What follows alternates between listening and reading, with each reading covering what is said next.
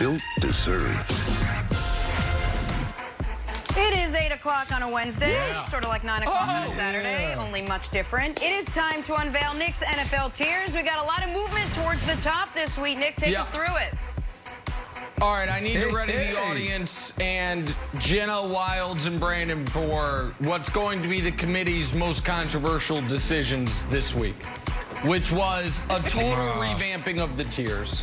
We have removed the arrows entirely because it's a totally new tiers because now we're in the playoff push. Start at the bottom quickly. What you will notice, we now have moved up the NFC East to the second lowest tier because those 5 teams at the bottom, they are on the clock. It is the race for the #2 pick. Why is it not the race for the #1 pick? Well, because the Jets, who once again are not on the tier, they have that locked up. So those are the 5 worst teams in the league. Then you get to the NFC East.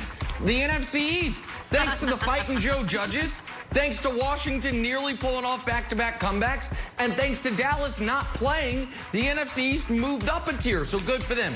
Then you've got 6 teams in the NFC that I call teaser ruiners. For gamblers out there, be careful the rest of the season.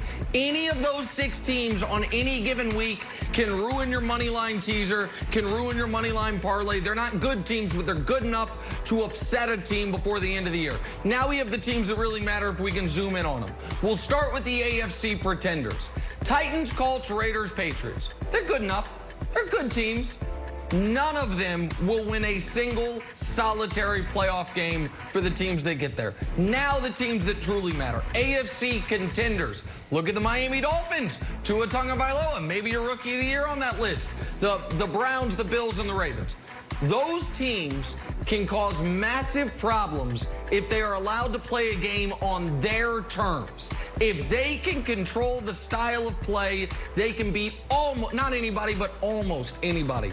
Then there's the NFC logjam. I'm going to admit, some people on the committee thought this was a cop-out. Some people on the committee argued hard that we need to have one NFC team above the rest. Other people raised good points that how can you really differentiate these 6 teams? So it's an NFC logjam right there. And then the Steelers, after a week outside of #1 contender, after their dismantling of the Bengals, they reclaim their spot as the #1 contender to, of course, the champs, the Kansas City Chiefs. So there's your Week 11 tiers. It's a playoff push tier, totally revamped. Maybe this methodology going forward. Brandon Marshall, your thoughts?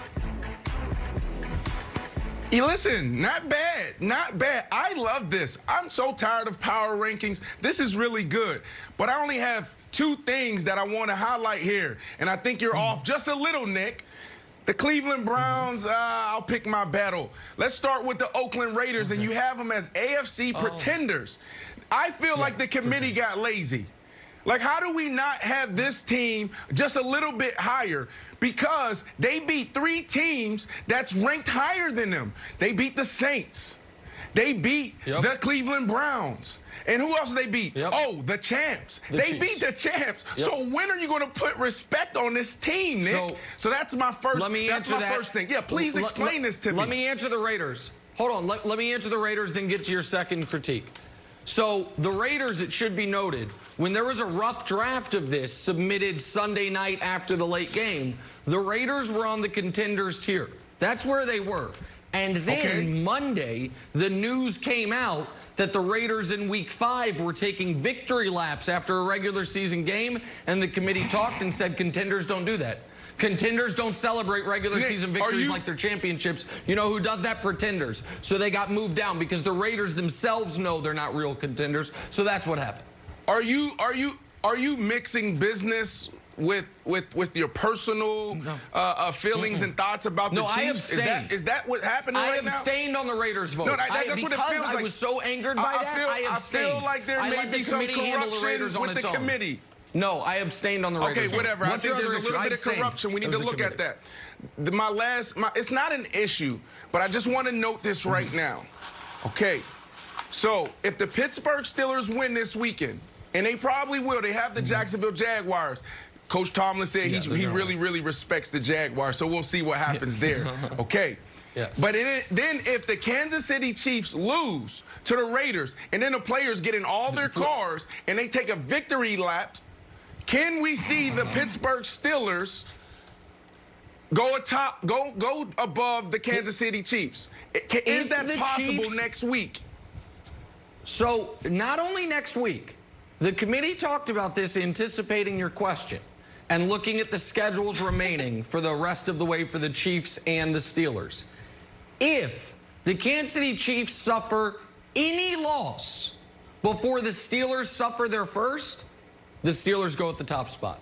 That is a commitment from the committee to America that if the Chiefs get to 2 losses before the Steelers suffer 1 loss, then the Steelers must go atop the rankings. That is true. So it could happen this week. Then I'm good. Wilds, good job. It could happen this week.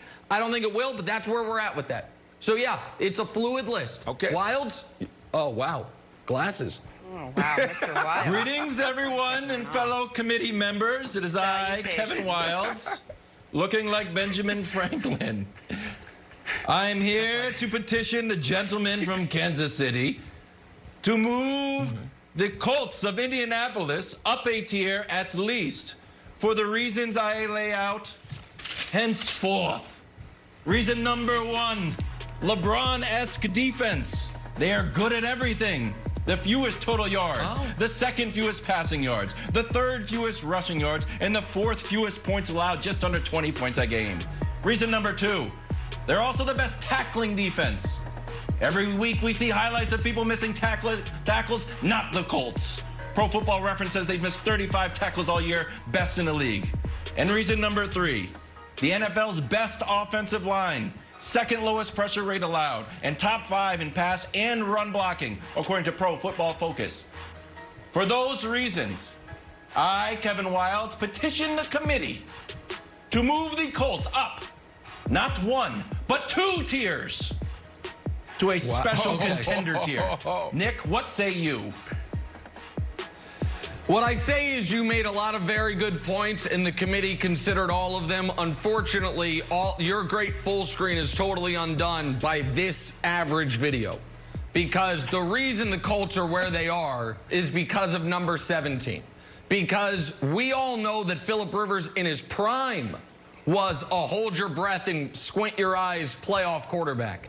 And Phillip Rivers at age 38 in year 17 in a new system with a new team and a new coach, we have no reason to believe that's going to be any different, Jenna. So the Phillip Rivers factor is the reason why the Indianapolis Colts will. I'll be honest with you.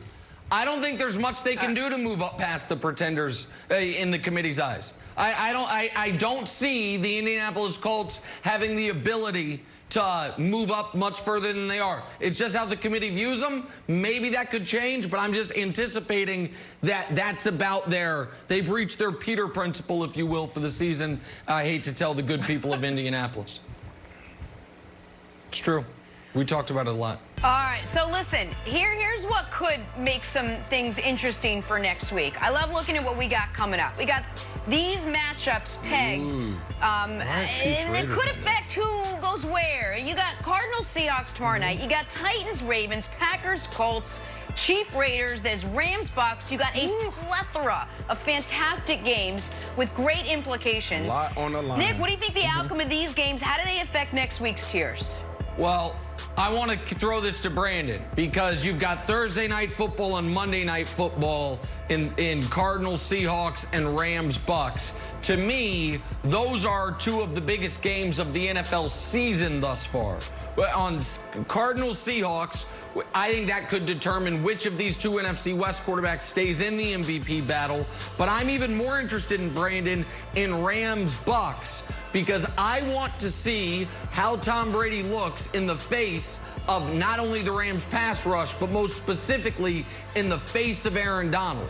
You want to talk about changing, forget the committee. My opinion of things, Brandon, if Brady can look good against that pass rush with that type of pressure up the middle, that's going to me, that could potentially make the Bucks the leading contender in the NFC. So those are the games that, to me, have the most interest, Brandon.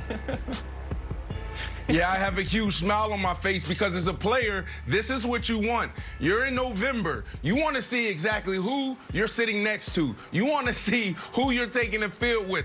There's no better team to play against to kind of see where you're at. The Rams are really good. Defensively, they're really good. Offensively, if McVay is clicking and Goff is on fire, then they're pretty much unstoppable. So this is a good matchup. But, Nick, I got to say, the game that I'm really interested in watching and I'm most excited about is that Kansas City Raiders game. That Chiefs-Raiders game I'm super excited about because if the Chiefs go down, you have to deal with me on Monday morning. I'm telling you, if they get swept, you have to deal with it. I'm not going to take it easy on you like you took it easy on me when the Bucs got crushed by the Saints.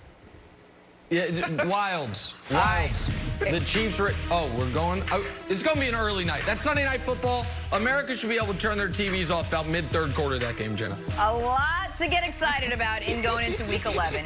We've heard a lot of great sound bites from some big-name players this season. Turns out, we've all been duped.